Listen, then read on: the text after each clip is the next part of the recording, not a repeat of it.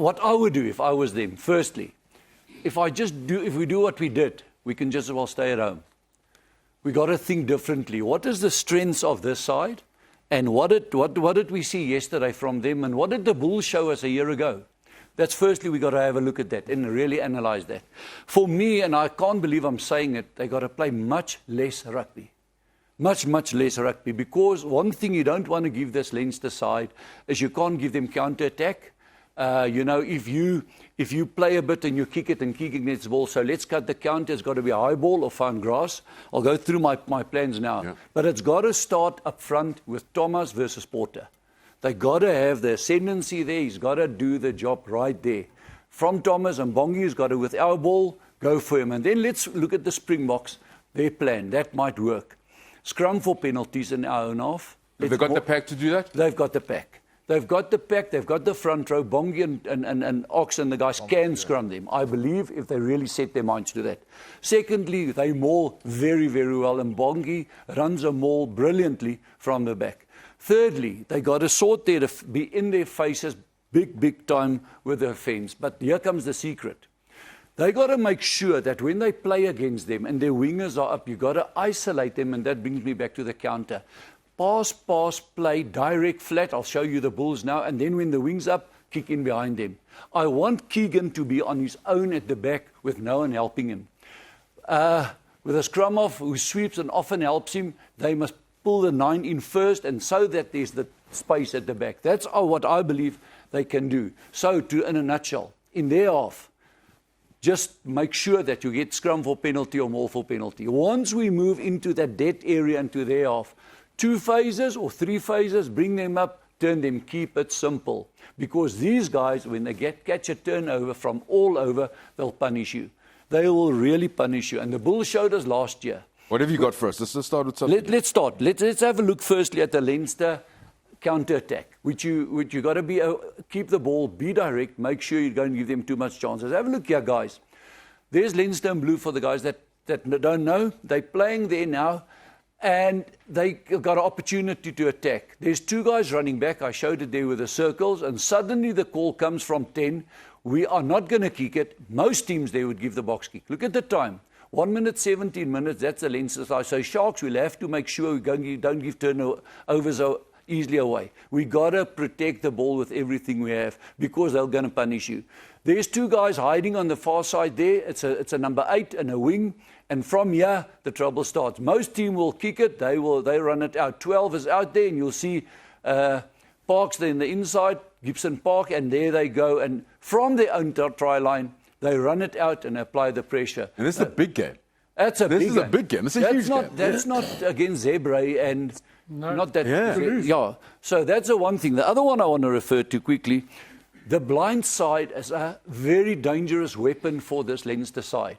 They know defence there. Normally a prop. So Thomas, if you're there with 9, you got to be wide awake. You can't get taken there. They take you midfield. You'll see there's the 2, and you'll see the tight head now. Now they pass it flat. They'll set it up. They already know they're coming blind, because 7 and 8 is on the blind. 2 takes it up. Now the prop is there. He's going to be a no man's land. Look what happens to that guy. There's the reserve scrum off on the park, and they'll come blind. Now you can. I know they've got a man short at this stage. It doesn't matter. The plan stays the same. Now suddenly that flat pass is brilliant. The pass beats 3 players, and there's 2 wingers, 2 loose forwards on the edge, and they'll score a great try now. It goes to 7. That guy was ball watching. They caught him out. So the Sharks, you can't be caught on the blind. You got to make sure that you plug well there. You got to go and look what Faf does. You got to kill their space. You got to make sure you control that blind. If I say Faf, the Springbok way of defending the blind, they know. They talk with Jock. So they can't get beaten on the blind. That's the other thing, guys. But here comes the secret. I want us now to look at the next one. Like the Bulls played them with direct play, nice offloading, play the pluses, play the minuses. And if you look at the next clip with the Bulls direct play, you'll see it straight away. Yeah, there's the turnover. Now, have a go with this kind of play. I just love it. Madosh will go on the far side. So the Bulls showed us how to beat them if you take them on. They'll give away a penalty. They're not scared. They're like the Crusaders. They'll give away. That's one if they must. They don't want to give you momentum. But that interplay is brilliant. Now, here comes the secret. If you get that one, take the points. take the points, build your innings, because every point against them is vital. That's what I believe. It sounds conservative, but that's what I want. Just a quick little thing that happens, why I want this. This Leinster side, the first 5 minutes, they don't concede points. Not talking about the last 2 games they played, with a beat team. The first 5-6 minutes, they score first. Then the next window, before half-time, they always score. So Sharks, be alert. Let's play down there from minute 32 onwards. Let's suffocate. Second half, they are not so sharp. They concede most of their points then from minute 40 to 60. But minute 60 onwards, they're the fittest team I've seen. And then they play. So when their bomb squad comes on, the Sharks must be prepared. So what about Nick Mackey? If the Sharks go maybe with a 7-1 split on the bench or a 6-2, to really, I want to think out of the box, to really combat that what happens with 60 minutes to go. They believe when they take you into a dark place, 20 minutes to go, the crowd has killed you now, your adrenaline is finished. Won't work. But in a nutshell, starts up front, and let's isolate them properly. 2 seconds. Let's bring the guys in here. You guys, No. I think another big thing, against a team like Leinster, they thrive on quick ball. So every collision that you make, you must make it ugly.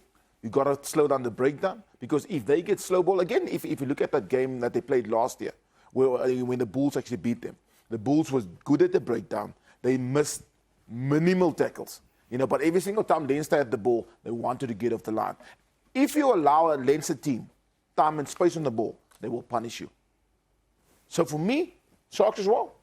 Get up off the line, make it ugly, win the collisions, and slow the ball down. Agree with both of what these gentlemen have said. I would be in touch with the referee from Monday. And I'd be saying to him, listen, this is a big game for us. I don't want us to be penalised off the field. There's a lot of, there are going to be a lot of Irishmen shouting at you. We need a fair crack of the whip at this game, because when you play at home, you generally don't get it. So, I mean, I'm absolutely tongue-in-cheek, obviously, but I know it does happen when you play away. You're under a bit of pressure from the referee. But I think I really like both those scenarios. It's what I think every team will try and play against Leinster or Ireland like that. I think the Boks, for example, have the perfect game plan to beat Ireland, and to beat Ireland in a World Cup in our pool by playing a very, very direct game and be physically challenging to them and to territorially put them backwards. But I ask myself, apart from the front row and the scrummaging ability, are the rest of the players in the Sharks team able to provide the physical pressure and dominance that these 2 gentlemen have been asking for 80 minutes against Leinster? I don't think so. Just 2 things. Firstly, on the ruck.